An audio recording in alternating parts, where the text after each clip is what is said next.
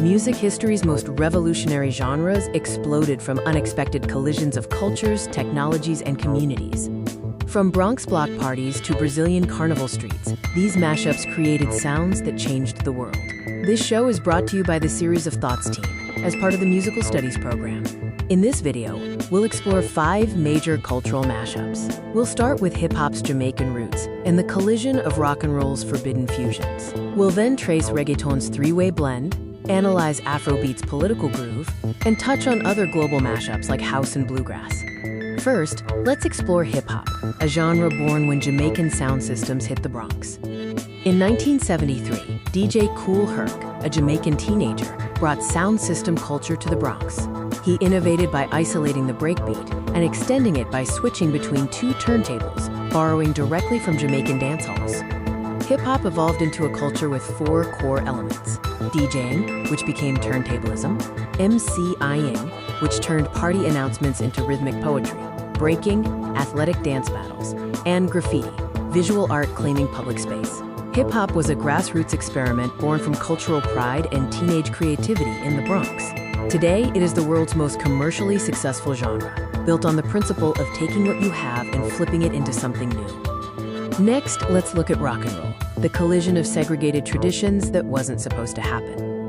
Rock and roll was fused from African-American blues, providing raw emotional expression, and the 12-bar progression, gospel, adding transcendent passion, and white Southern country music, contributing storytelling structures. Despite segregation, music crossed these boundaries. Electric amplification changed everything. Amplifiers turned guitars into weapons of sonic rebellion, allowing music to reach larger audiences. Louder music meant bigger audiences and undeniable cultural impact. Rock and roll was a forbidden fusion. Artists like Chuck Berry and Elvis Presley borrowed heavily across racial lines. This collision of traditions, which segregation laws attempted to prevent, made rock the defining soundtrack of rebellion for generations. Our third genre is reggaeton, a powerful sound created by 3 diasporas intersecting. Reggaeton's complex journey began in Jamaica with the dembow dancehall rhythm. It traveled to Panama via migrant workers, where artists added Spanish lyrics. Finally, in Puerto Rico, it fused with hip-hop production, leading to a global takeover. Reggaeton's existence is tied to labor migration. The Panama Canal acted as a cultural corridor where Caribbean sounds evolved.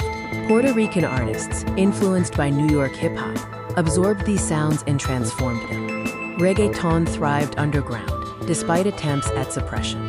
When it broke through in the mainstream, it maintained its aesthetic, proving that powerful music often emerges from the margins. We now turn to Afrobeat, a genre where funk met political resistance. Fela Kuti created Afrobeat by blending West African highlife, James Brown's hypnotic funk grooves, the complexity of jazz improvisation, and the cultural authenticity of Yoruba rhythms and polyrhythmic percussion. Fela Kuti famously said, "Music is the weapon of the future." His lengthy songs were anthems of resistance, delivering scathing political critiques of the Nigerian government. Despite government violence, Fela used music as his primary form of protest.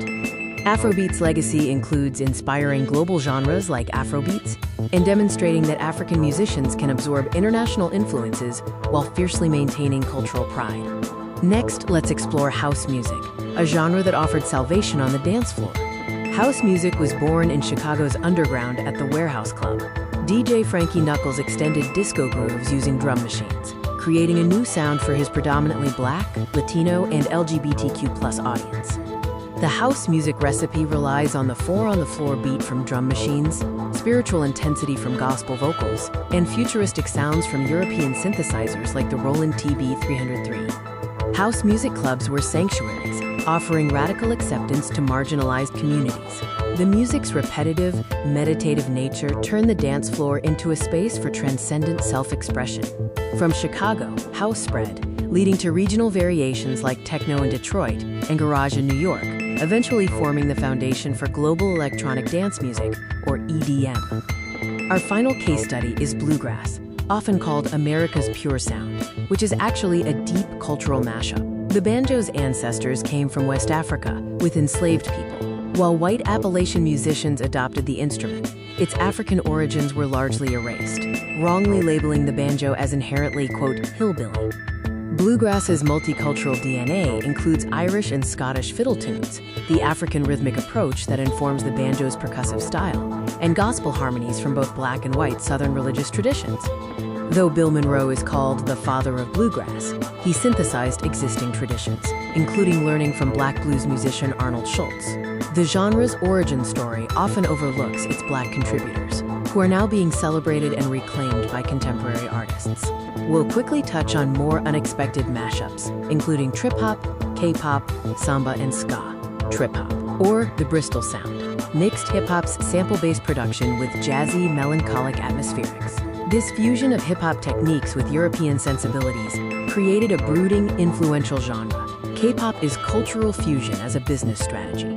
South Korean companies blend successful Western genres like hip-hop and EDM with Korean aesthetics and training, creating globally optimized music that is both familiar and distinctly Korean. Samba, the heartbeat of Brazil, is a mashup of African polyrhythms, Portuguese melodic traditions, and indigenous Brazilian instruments. It stands as a proud declaration of cultural resilience and Afro-Brazilian heritage. Ska, the predecessor to reggae, resulted from Jamaican musicians mixing American R&B and jazz, received via radio with local folk music. They added the signature offbeat guitar skank, proving that music transforms through local creativity. These mashups matter because revolutionary genres emerge from the margins and collisions, not cultural centers. Migration and diaspora generate the friction for new sounds, proving that human creativity crosses all imposed borders. A pattern emerges across these genres. They require cultural collision, technological change, marginalized communities with something to express, youth energy, and economic conditions that force creativity. Recognizing this pattern helps us anticipate the next revolutionary sounds. Culture evolves when boundaries blur. Every genre that shapes our world began as something marginal or dismissed. The next revolutionary genre is forming right now, mixing influences that aren't supposed to combine. All great music comes from unexpected mashups.